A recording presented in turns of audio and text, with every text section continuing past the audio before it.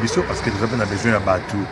victime ou baju bambongo na bangote babenga biso babenga ngai Dani Lunga na numéro na ngai ya 0740 417 21 21 mais babenga monsieur commandant Joly na numéro na o auto kopesa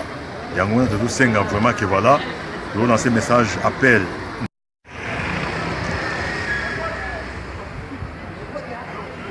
Ok, bonsoir Bandeko. Tous avez coupé un message pour la communauté congolaise sur Awanaka Tamuke. Message est allé pour Patrick Kalonji. Patrick Kalonji, ici quand nous sommes Azwami, à l'Ukamoya contacter Bisso, c'est-à-dire Ngai Commandant Joly, soit Dan Ilunga, à l'Ukamoya contacter Bisso dans l'urgence. Parce que tous un dossier moko ya communauté où est concerné par rapport à business à Salina Bandeko.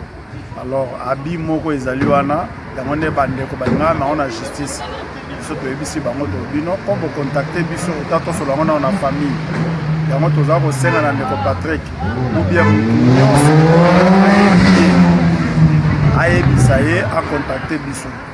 Jusque là les délais oyo ezali imparti ezali jusqu'au 5 octobre à Luka moyen nyonso a contacter biso. Téléphone na ngai ezali 074 66 37 64 89. Soki akobosa na aluka mutu nyonso akotuna na communauté bayebi numéro na nga a contacter biso dans l'urgence to solo la lisolo yo po ezali pena malamu te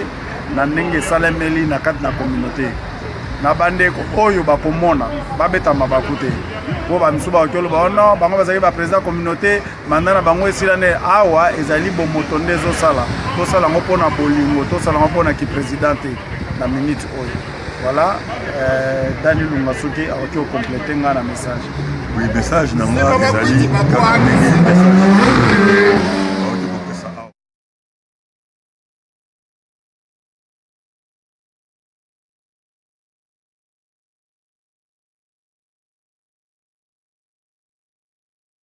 croquerie. Faut pas mâcher les mots. Pour n'amboka la biso tout ça dans système so muta basali mabe bakomi koyokela ye mawa. Ya yokeli batu mawate. Ayokeli bandeko mawate. Ayokeli ba mama mawate. Ayokeli ba papa mawate. A escroquer bango. Mais mingi togolinga bato oyo ba escroquer bango ba benga pote ba yebisa biso comment ba escroquer bango. Comment ndeko Patrick Kalonji a escroquer bango. A escroquer bango ndenge nini? Asimbaki munduki, asimbaki masasi, asimbaki nini, ayaki na lokuta nini pour a escroquer bango. Il est un fait que a escroquer bango, a escroquer na Royaume-Uni, a escroquer na Belgique, toyoki na Canada,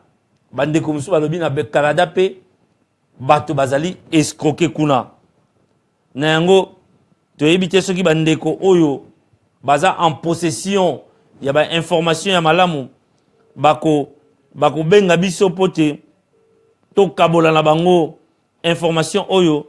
bandeko lokola ba Dani Ilunga. Allô Dani Ilunga.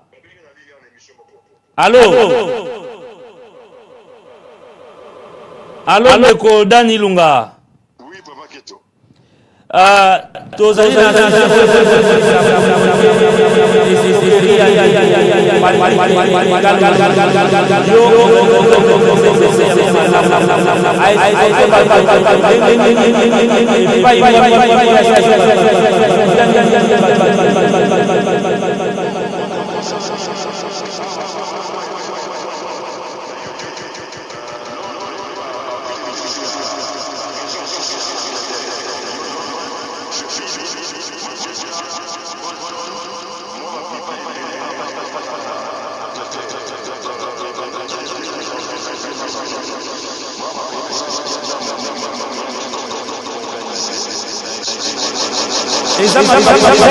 Nini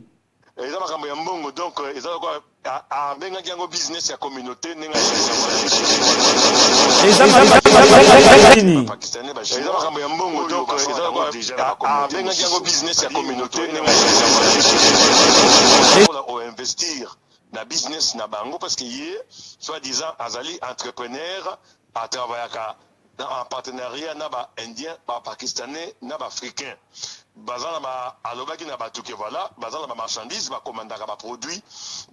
ya ba conteneur ya makayabu biloko kolia ba pondu biloko songolo pakala eutaka na Afrique ezoya bateka kango awa ba partenaire wana na ye na bango baza ba businessman de ceux qui muto investir mbongo na ye à partir de 125 livres et 1000 balles ba repesa dans un mois ba petio le double mbongo yo tiaki. C'était ça le deal. L'affaire ezalaki ndenge wana masolo abeteki na bandeko awa yango wana ya affaire à business ya investissement donc ce que mbongo na ba ki retourner nango quand on va profit dans un mois oui va pesi mbongo na yo le double oyo tiaki. Donc ba benga ya pyramide, ça dit ba tozo kota soko koti après sur les tour à liboso sur le mouvement susu faut na ba 4 au référé bango ba kota bango pe ba ya sur ba 4 quand on parce que esa pyramide et mata si et comme à l'écolo donc dans l'entretemps c'était comme ça. Alors et quoi arrivé que dans le salami na inspire bango azaki nango hier azaki nango parce que yaki boule na ye ba liboso ba futa makima ba l'air mais ba tiki ba mongo mingité ba tiki ba 500 ba 1000 ba mongo miki ba 300 tout ça après tant que progresser que sango suko ekei na communauté parce que ba créer qui peut faire WhatsApp na bango hier ça qui WhatsApp moko pour na ba tout comme quoi qui voilà pas na motiver ba ke bon mongo futama donc ezalaki soko lié ba pesi 1000 na mongo no otaki 400 500 na intérêt na double ba publier na WhatsApp au ba sala qui comme quoi qui olé comme ça et ben dans bato muso esprit va comprendre que ezali masolo à propre ouais masolo ce qui a fait que et qui na moi ali mbango 1 2 3 mois moi bato nda ba cheki balar na époque wana bazaki baliaki balar na bango et quoi arrivé que siko na bato bazoki pe balar double bazali voilà bazali quand même na Londres bazali bazoki ba double ezalaka un système quand esprit on sent là que voilà ba ben na bato esprit pour bato balanda lokolo c'est ce que j'ai compris après analyse na ba étude on a sali na masolo on ngi betami c'était quand un esprit wana bato bazoki balar tant bazui ba motiver bato mususu ba moni que bon les vrais masolo de kota et au sala ka partir avril déjà et c'est kalaki bato ba ozala sauter mais bato ba yebaki na baroté qui a continué na frapper bato kozoka balara bato comme quoi que na zo sabine mambo na bino bato avril ba kota ki sur mai juin ça comme na juin et ko calé complètement parce que bato mingi na zo paiement juillet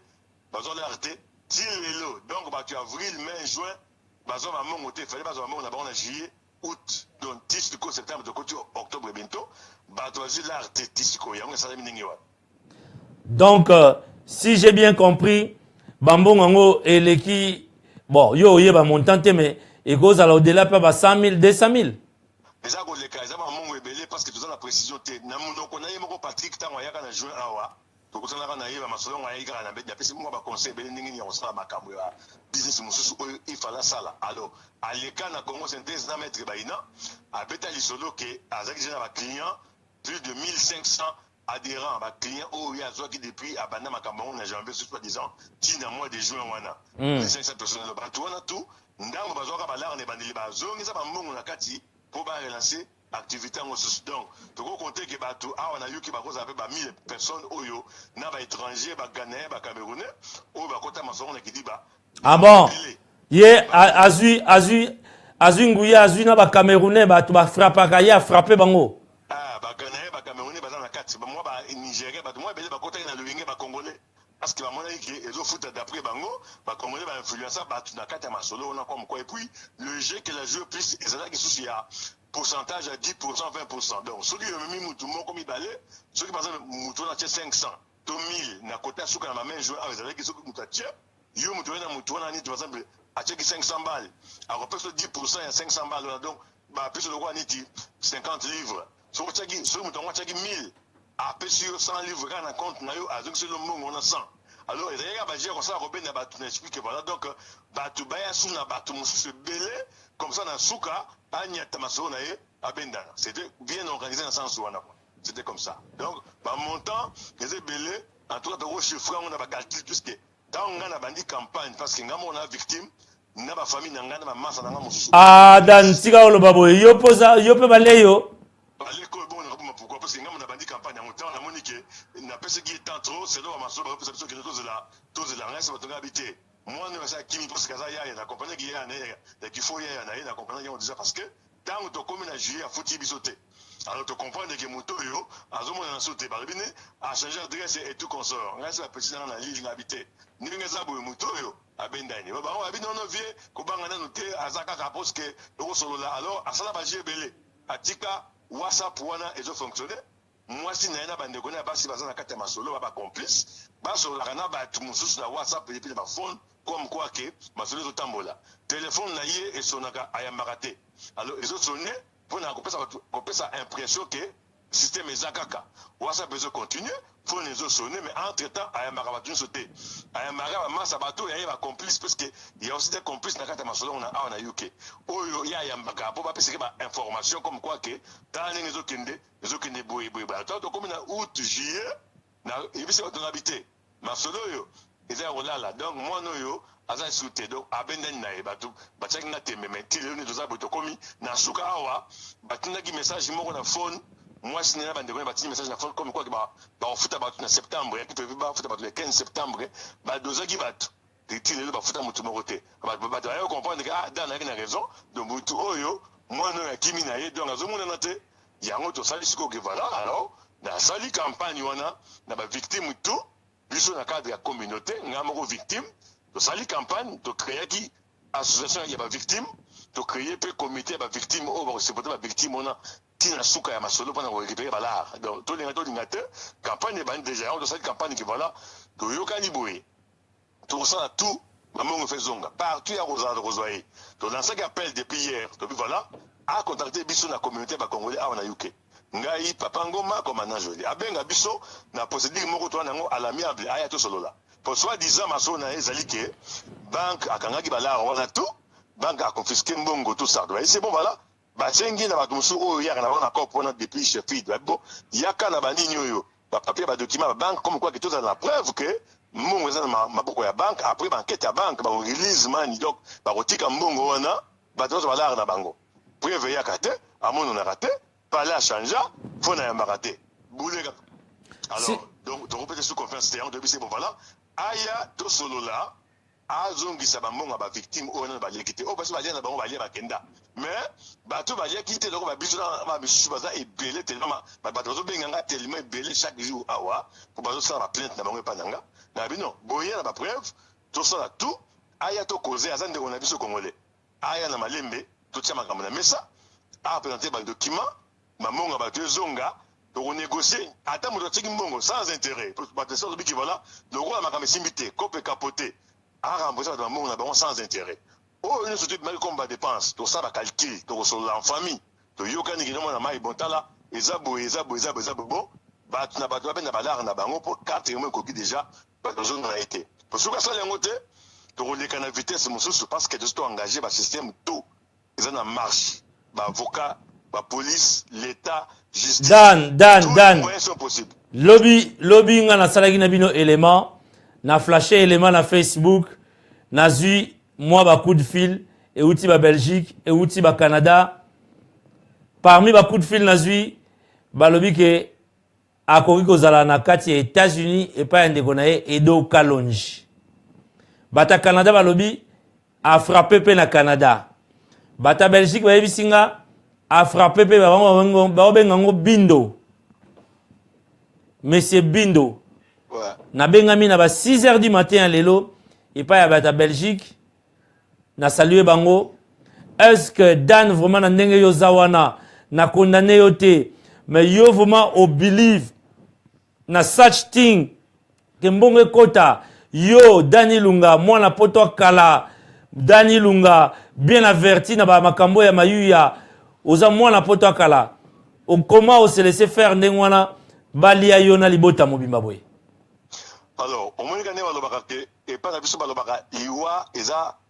na chiluba balobaka kulu funtulu ozo comprendre kulu funtulu voilà ça dit au ko la bola libele po kufi na yo kaka na pongi po kufi ça dit tango likambo yaka oyeba te alors nga pour mena zaki nini tango masolo le bandi na janvier bana ma ba benga nga déjà bato bayaki na ngwe pa na benga na bato na tout ngabi makambo eza muyibi ba kolia bino balar la nanga bien na chassa ba tutuka riboke na bino ba fo masolo na ko tango jamais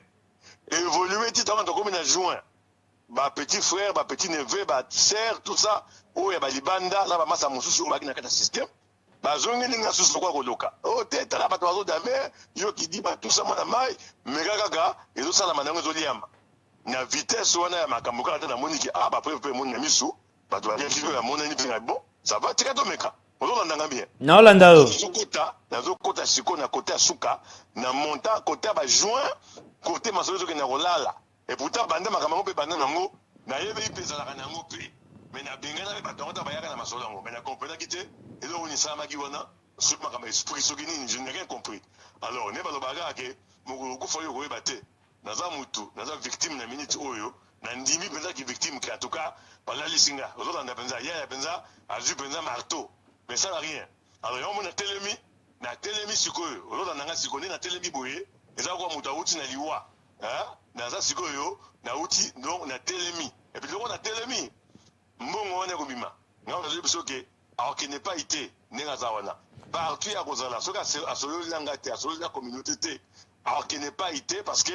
pas tout mususu bazo bouler maka mususu ya yebite alors nga na sovende yi sikoyo soki par exemple gaza na États-Unis aza na Canada boko intéressé Interpol boko sala méthode nini soka sabima mboka oyo est-ce que aza citoyen britannique non aza britannique te dossier na mikanda naza nango ba dossier na tout ya monde na nango na maboko nanga eza na bango ate plus que ça na télévision na ezoleka ningi ezoleka pona ningi na pesa yepe na encouragement te mais na yebi makamune tout na makamune na maboko nanga na fandi bona yebi elo na osala yi donc ningi za wana alors qu'il n'est pas été monde comme na petit monde lelo za petit à mouké le monde est devenu un petit village un petit village donc à robata mané pas immorté ça date au mana machine to pesi na nietan to pesi le 5 octobre a benga bisoto solola to négocier aya na balara ba tout solola to tsama kamana mesa to koze na kitoko faut so kasala ngote na migole Rolanda boyoka sango pena mabe on se pena ngote parce que a que n'est pas italien on mettre en garde a be sa vie na mwasi na bana na été pour na balara est-ce que bas mwasi na bana bazali awa mwasi na za complice masolo wana parce que yeba ya balara bat baza ba complice bango tout za cop na momi na ye kasi yango na bi bazali na kati ya mboka oyo to basi babimaki c'est-à-dire babiloko musuna ko peso ngote pour da babiloko na ngaya kati ningi na ko bosser mais na yebiso ka ke to pesi message wana aya to causer parce que sora yete yene muta ko za malheureux a ko bata mate partout dans Canada, États-Unis, Kinshasa, Paris, Belgique, Londres, na diaspora mobimba to ko kangaye yebi ka makambo ka ndenge za lelo mboka zo ke ne bien te ba nous wana colère hein tout le monde est dans la colère na minute au na diaspora il y a danger pour na makambo ka na mboka ya bakabila na ba gouvernement mboka do simbate les autres ka propreté aya comme ko tsama masolo wana te e akoma neti e comme ngamona ye a perdre hein makambo vika ka lokwa blague eza blague te ba tout baza na kata circuit ba na colère à danger alors aya to solo là avant qu'il est comme trop tard parce que pour nanga attention aux États-Unis azaka na Londres atata wapi azaka en Angleterre donc aza n'est pas yokendete alors bébé ça va venir pamba na malara batu azonga sima hein akoma moto ninge faire lobby atala sima azonga dan na profiter na zoyo moke yo ozali moto sepela pe na politique lokwa na zio na dossier mususu mais na profiter na tuna yo motuna mboka ndenge ezali kokende lelo bitumbeza na Uvira ba maimai kuna batomboki bato na bango moko kuna ba faire couler yango est-ce que na ndenge yoza komone na mboka président Kabila akokende te na décembre le 31 selon yo ba analyse yo sala analyse za nango moko ye alingi okende te na malembe alingi to pousser na makasi po abima vous comprenez ça dit ceux qui sont congolais de pousser était à okende te po ye a ça appliqué déjà appliqué depuis 2016 donc un dialogue appliqué lelo azawana dialogue ozalate pour banama itu bateli malobi rassemblement malobi il n'y a pas de troisième dialogue a ngara énergie à troisième dialogue pour la flatter et puis ça est temps babo yango siko etreka ka question biso ni de robimisa ye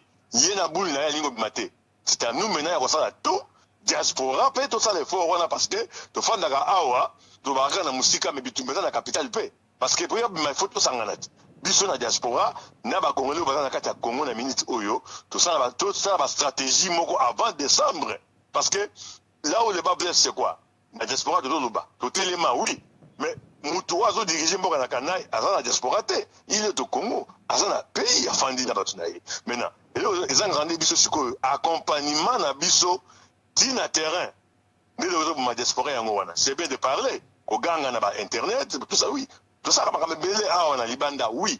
mais yé pas arawa te azara na kati c'est-à-dire que photo comme na niveau qu'avant avant le 31 décembre diaspora ça là il au moko boye en katimini je l'ai dit les arrêtés que dans la public ni de que dans la bozo baté ma solo beta manane ba benga on ya ça mai to ba qu'est-ce qu'on peut faire pour aider ba congolais na capitale et c'est qu'à pouvoir ça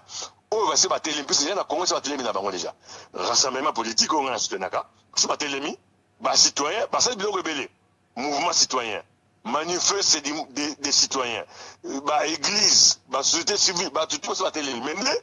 il faut accompagner bango na tout le capable stratégie nini faut accompagner ba congolais na carte capitale ensemble de faire partie de force na avant le 31 décembre mais yimo on a boule na ye alingi okenete c'est ba nango déjà soko zaki professeur balobi na yo opesa cote moko na opposition en général au côté bango combien opposition politique nga cote na bango za 9 sur 10 mais na rolongo na moi 2 points na 9 sur 10 on a éthique à la 7 pourquoi parce que ba master mosusu ya opposition politique ba sur la langage bien été dernièrement exactement parce que na fanatique ya rassemblement non sur la discours à Félix dernièrement alobaki na kina alobi boy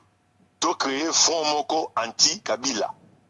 alobi te ke boyaka na rassemblement alobi na bana maïke non tout ça la front pour to benga na Kabila ensemble même si on a un rassemblement ou pas mais tout quand on a nous tout causer mais pas dans le monde entier bana maï bazoyate Rolanda en dehors il y a rassemblement ba tout mususu bazolinga ba accompagner Kabila fan na bona ba intérêt na bango c'est là où c'est ce qui fait mal na ngonga o ezo senga nini tout ça la front wana ya anti Kabila de ba c'est vrai dans le vrai sens on a besoin de part à Kabila en 31 décembre ba kuta na rassemblement to pour finir la stratégie comment to faire partie lié na système na biso ka ya rue ou bien non violence ou bien ba manifestation béni parce que peuple est prêt mais faut des battu base à la sikoyo ba yeba ko s'organiser pour na mener peuple wana na lutte ou ya non violence pour sa facilité ceux qui to kangamité ndé sika zo sa mobulu ya wana na côté ba politicien na biso musu na mboka c'est ça le problème yango wana justement soki batuni motuna o balobi ke Dan Ilunga loba na place ba combattant what is next after Lumbe what is next loba na place na bango en tout cas na place ba combattant pour mettre nango facile awa Lumbe et sali masolo nango to yiba résultat za kitoko mais siko to kombe na munga ke to kanga mabiso ba combattant so ya ba politicien ya opposition ya ba combattant ya ningeni ya Lumbe ezo senga siko ke il faut tout solo la bomoko pour na ngala ko senga ba combattant nyuso pour appuyer rassemblement parce que c'est la seule force politique éthiquement oyo je dis bien bala na rassemblement le kutate ya Chibala olenganko soki na ba tipo mususu na nyoyo o mususu oyo ala na bango wana non quand je parle ici je parle du vrai rassemblement oyo telema oyo petelemeni régime à Kabila donc rassemblement oyo ils en ba Fayulu ba Jean-Claude Mvemba wana c'est mon vieux ba Félix ba Katumbi to linga te mais ba osa musala ya makasi pona ko benga na Kabila donc biso to tcha bango na poids na minute oyo parce que je devais dire ceci sur les contre rassemblement alors biso ba combattant mususu ou ba ninga mususu ba contre rassemblement alors ba proposer le mususu ça dit que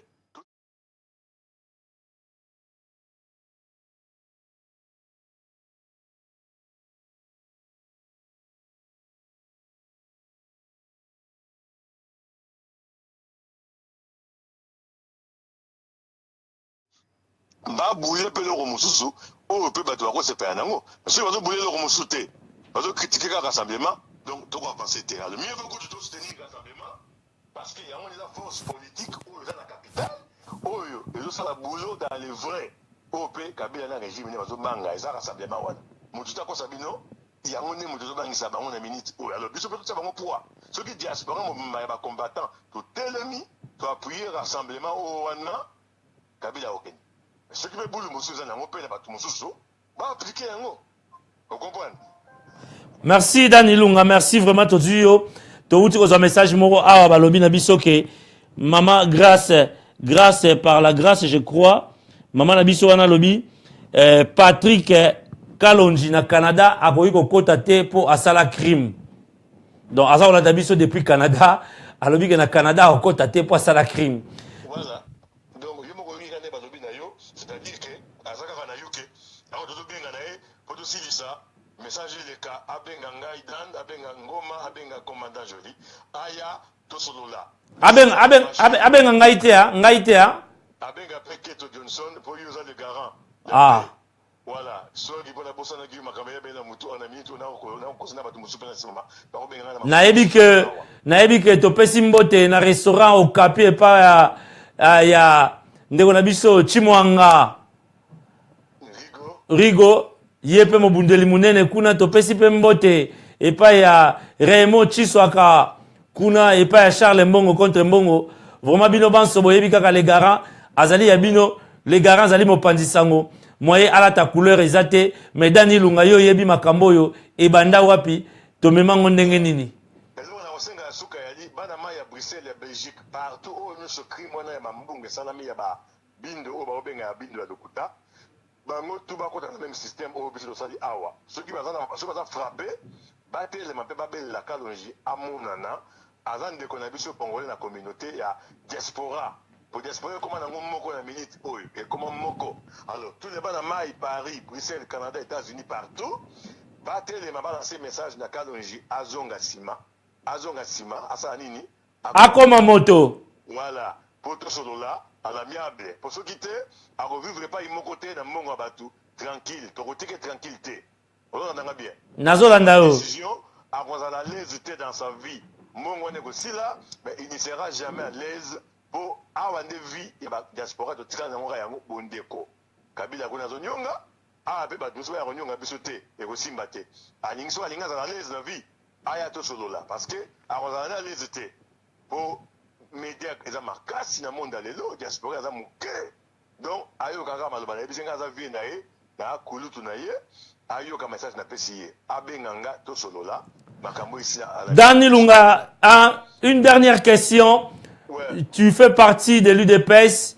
depuis belle lurette, ça fait quelques mois. Le président Tshisekedi nous a quittés. Na évité ceux qui ont un niveau à UDPS information nini ozanango pour na rapatriement ya corps na ye bana Congo baza ozela toujours yo ozali membre ya UDPS UK information za nini na côté wana ça va pour tout ça parce que bazo benga pe mbaso musuna kati awa eza boye biso UDPS comme tous les Congolais nous avons un souci que président élu président na biso ya Congo au topona na 2011 Congo mobimba corps na ezonga na mboka pa ya bakoko na to kunda avec honneur. Mais eyebani ke gouvernement wana kuna batu wana kuna nde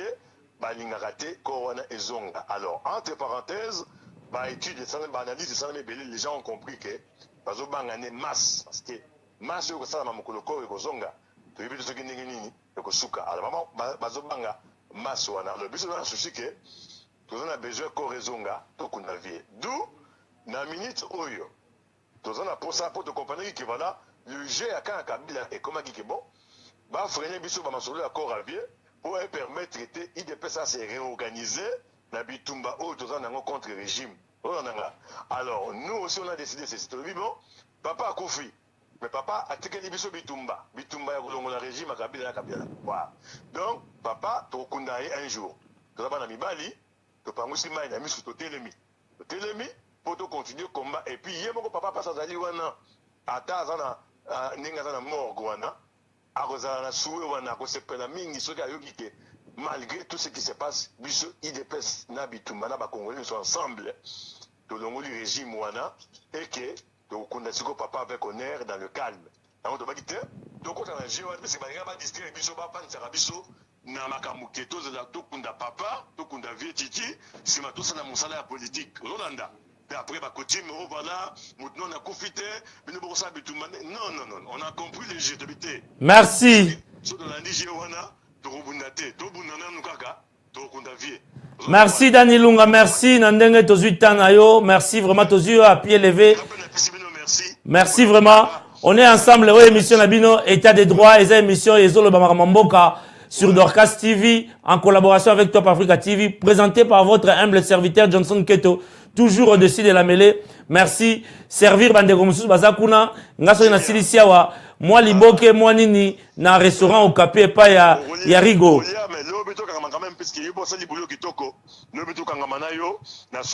Merci. Merci beaucoup Dani Lunga, merci. Ndeko Patrick Kalonji, vraiment Elobi Dani Lunga, Lukaye, Talasima, Zonga Moto, Osali Mabe, Luka, Alobiaza Kulutu na yo, avant que Mabe comme la yo, pour Osali Mabe na batebele, oyebite nani,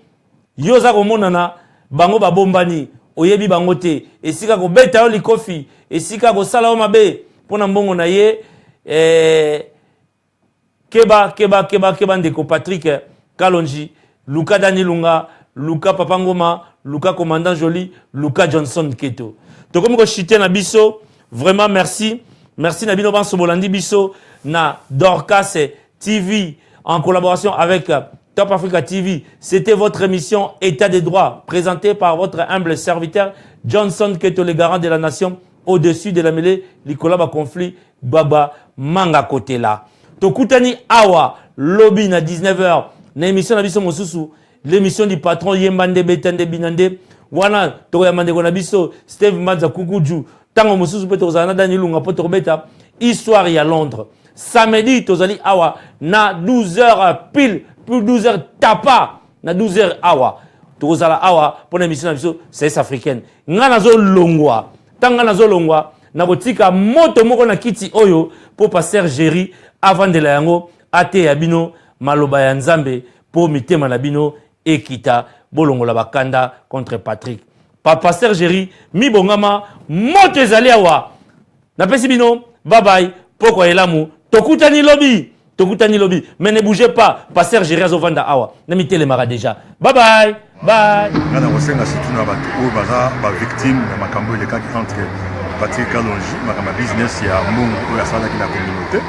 Va contacter biso parce que nous avons besoin de bateau